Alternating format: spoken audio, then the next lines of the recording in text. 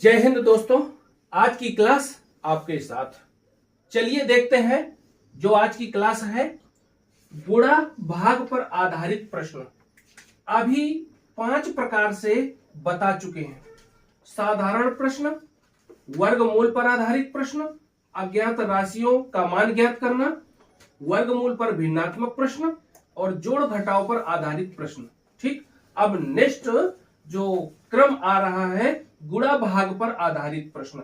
ये आपको प्रश्न दिए गए हैं, इनमें किस प्रकार वर्गमूल निकालना है या वर्ग निकालना है, क्या जोड़ना है, क्योंकि यहां पर गुणा भाग की बात कर रहे हैं तो क्या गुणा करना पड़ेगा और किसका भाग देना है।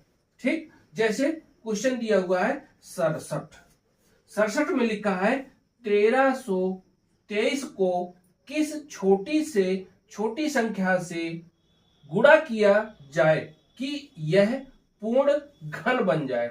ये घन की चर्चा करता है। देखिए यहां पर क्या बोल दिया, पूर्ण घन।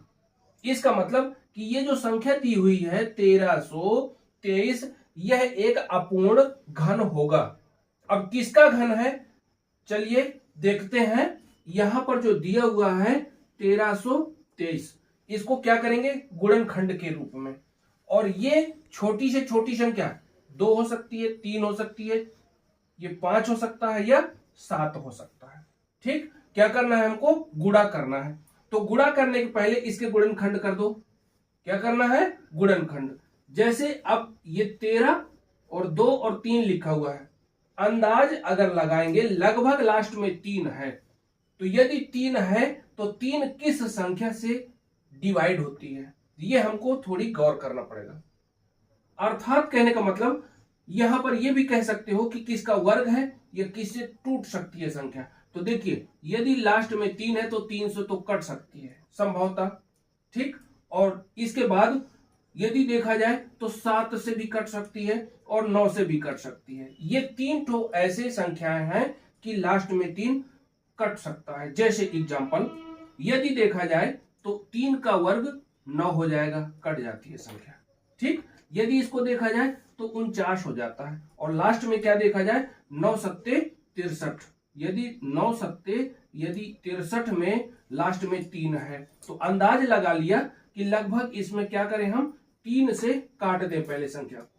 यदि 3 से काटा तो ये 13 है तो 3 चौको 12, एक बचेगा तो एक इसको दे दीजिए तो ये 12 हो जाएगा। फिर 3 चौको 12, 3 बचा तो 3 इक्कन 3।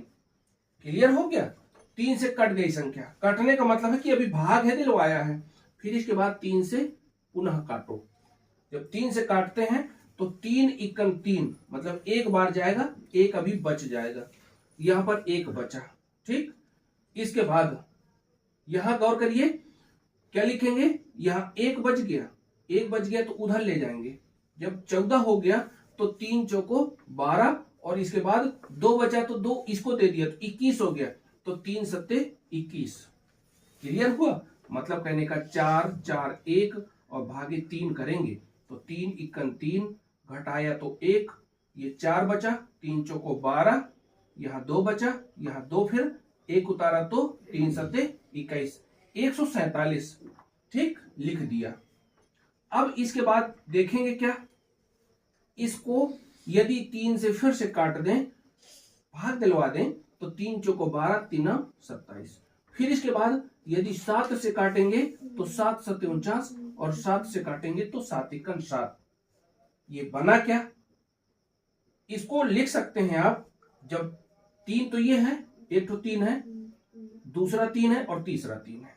अब इसकी यदि जोड़ा बनाने की सोचेंगे तो आप लिख सकते हैं, देखिए इसका गुणा करवा दें और इसका गुणा करवा दें। मतलब कहने का 21 गुणे 21 गुणे 3, ये लास्ट में 3 बच गया। 21 गुणे 21 गुणे 3 मतलब हुआ 21 गुणे 21 441 में 3 का गुणा कराएंगे तो 1332 मिल जाएगा। लेकिन इसमें लिखा हुआ है कि 1323 को किस छोटी से छोटी संख्या से गुणा किया जाए कि यह संख्या पूर्ण घन बन जाएगा।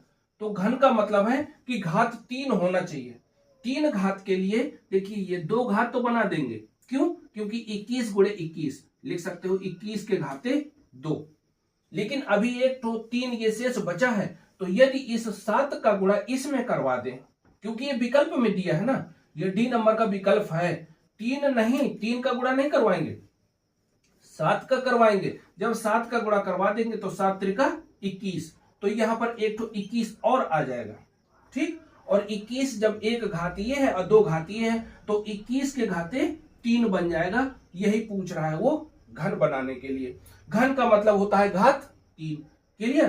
तो ये विकल्प डी नंबर मिल चुका है। अब देखते हैं नेक्स्ट क्वेश्चन। अगला क्वेश्चन दिया हुआ है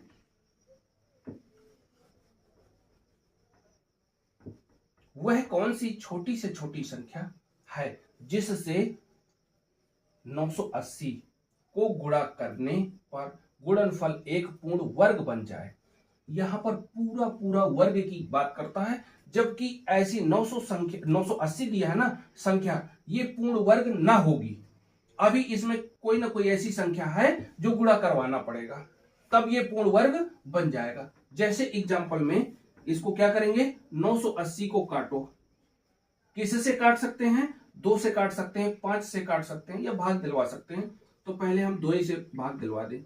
2 चौको 8, 2 नाम 18, 0। फिर इसके बाद 2 से फिर भाग दिलवा दो। 2 दूनी 4, 2 चौको 8, 2 पंचे 10।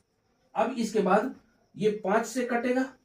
किससे कटेगा? 5 से। यदि 3 से काटते हैं तो ये तो 24 कट जाएगा, लेकिन 5 फिर नहीं कटेगा, इसलिए हम 5 से काटे दे रहे हैं। कोई कोई सोचेगा 3 या 4 से, तो 4 से नहीं कटेगा क्योंकि लास्ट में 5 है संख्या।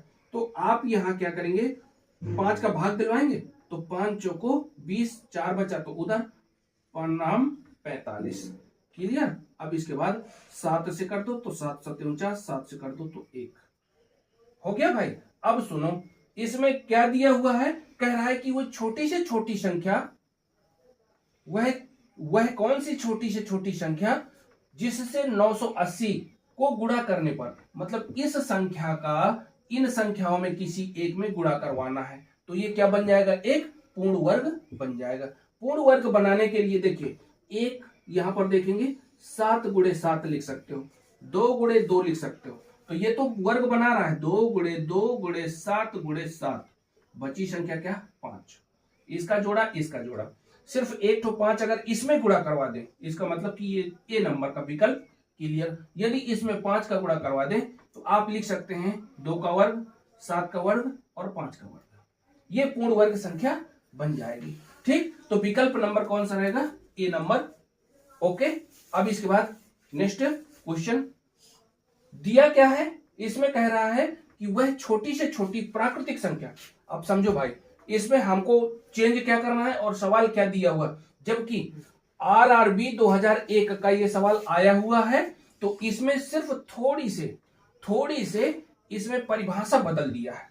परिभाषा समझो, कह रहा है कि वह छोटी से छोटी संख्या, देखिए यही क्वेश्चन 66 नंबर का बता रहे हैं। ये कहता है वह छोटी से छोटी संख्या जिससे 980 को गुणा करने पर, और यहां पर क्या कह रहा है कि वह छोटी से छोटी प्राकृतिक संख्या, ये जोड़ दिया, जबकि सवाल वही लिखा हुआ है, कहता है जिससे 980 को गुणा करने पर यह पूर्ण वर्ग बन जाए। तो पूर्ण वर्ग बनाने के लिए अभी हम इस फैक्टर को तोड़ चुके हैं। 65 नंबर का क्वेश्चन ये विकल्प नंबर बी हो जाएगा, क्योंकि 5 यदि इसमें गुणा कर देंगे तो ये एक पूर्ण वर्ग संख्या हो जाएगी। हम आपको 65 और 66 दोनों एक ही साथ बता दिया, जबकि क्वेश्चन नंबर 66 में थोड़ी से एक शब्द को नहीं जोड़ा और इसमें जोड़ दिया है। ठीक, तो प्राकृतिक संख्या कौन सी होगी, 5। 5 का यदि गुणा करवा देंगे इस संख्या में तो ये पूर्ण वर्ग बन जाएगी, जैसे अभी तोड़ के ये बताया है। ठीक है, अब इसके बाद क्वेश्चन नंबर 64 कहां पहुंचेंगे, क्वेश्चन नंबर 64 में। 64 में देखिए संख्या जो लिखी हुई है, क्या दिया हुआ है, पहले मान उसके पढ़ो। मान में लिखा है 5808 को किस छोटी से छोटी संख्या से गुणा किया जाए। इसका मतलब कि 5808 को तोड़ना है फिर से, और ये क्वेश्चन एसएससी में 2001 में आ चुका है। ठीक है, तो इन संख्याओं में से कोई ऐसी संख्या होगी जो इसमें अधूरी है, तो उसका गुणा करना पड़ेगा। ठीक, आप करेंगे क्या, इसको 2 से काट दो पहले, तो 2 से काटोगे तो 2 दूनी 4, 2 नाम 18, 2 चौको 8। फिर 2 से काट दो तो 2 एकन 2, 2 चौको 8, 2 पंचे 10, 2 दूनी 4। फिर 2 से काट दो, 2 सत्ते 14, 2 दूनी 4, 2 छक्का 12। 2 से काटते जाओ, 2 तिया 6, 2 छक्का 12, 2 तिया 6। ठीक, 2 से काटेंगे, 2 तिया 6, एक बचेगा तो उधर, तो 2 छक्का 12 और 3 बार फिर से चला गया। अब इसको 3 से काट दो, 3 इक्का 3, 3 दूनी 6 और 3 इक्कन 3। फिर इसके बाद यदि चाहो तो 11 से 11 ग्राम 121 और 11 ग्राम 121 में एक बार गया। अब इसका जोड़ा बनाना शुरू कर दीजिए। तो ये जोड़ा बना, 11 और 11 का जोड़ा, फिर इधर इस संख्या का जोड़ा, इस 2 का जोड़ा। ठीक, 2 का ये जोड़ा बना और 11 का बचा, बची संख्या इकलौती 3। यदि आप इस 3 को ये वाला डी नंबर में 3 का और गुणा कर दें, किसमें 5808 में 3 का गुणा करवा देंगे तो यह एक पूर्ण वर्ग संख्या बन जाएगी। जो आपको हम सवाल बता के आ रहे हैं, गुणा भाग पर आधारित प्रश्न। ठीक है, अभी ये 5 क्वेश्चन हम बताए हैं आज, और नेक्स्ट क्लास में 5 और बता देंगे, तो इस पर आधारित प्रश्न खत्म हो जाएंगे। क्लियर? अब इसके बाद नेक्स्ट क्वेश्चन दिया हुआ है, और लास्ट क्वेश्चन आज की क्लास का क्या दिया गया है? पूर्ण वर्ग बनाने के लिए 21,600 को किस लघुत्तम संख्या से, भाई देखिए, छोटी से छोटी संख्या कहे, लघुत्तम संख्या कहे, छोटी संख्या कह दे, या इससे कम संख्या में जैसे दिया हुआ है 3, 2, 6, 12, इनमें से कोई एक संख्या होगी। ठीक है, तो इस संख्या का गुणा किस में करवाना है? 21,600 में। तो पूर्ण वर्ग संख्या, ये पूर्ण वर्ग संख्या बन जाएगी। ठीक, ये आ चुका है प्रश्न कब? RRB चंडीगढ़ ESM परीक्षा 2004 में ये क्वेश्चन आ चुका है। और सवाल बड़ा तो है, लेकिन घबराइए मत, इसको हम छोटा करके तोड़ देंगे। तोड़ने का मतलब क्या है कि 216 लिखा है और गुणे 100 करवा दो। क्या परेशानी हुई भाई? 216 और गुणे 100 लिखा है, 100 को तो आप 10 गुणे 10 लिख लेंगे। क्लियर? अब इसके बाद बचा 216, तो 216 को वर्ग बनाना है।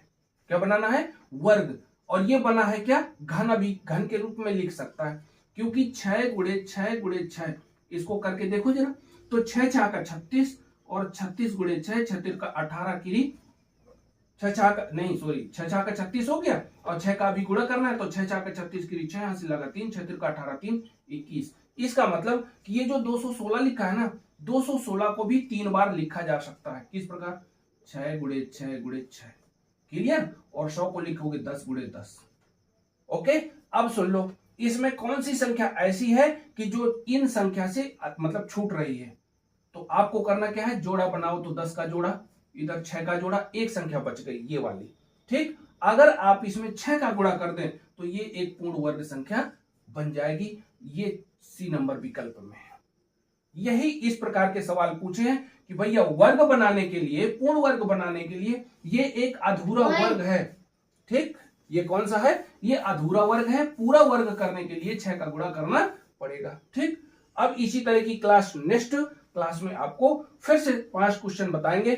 तब तक के लिए best of luck. Thank you. जय हिंद, जय भारत।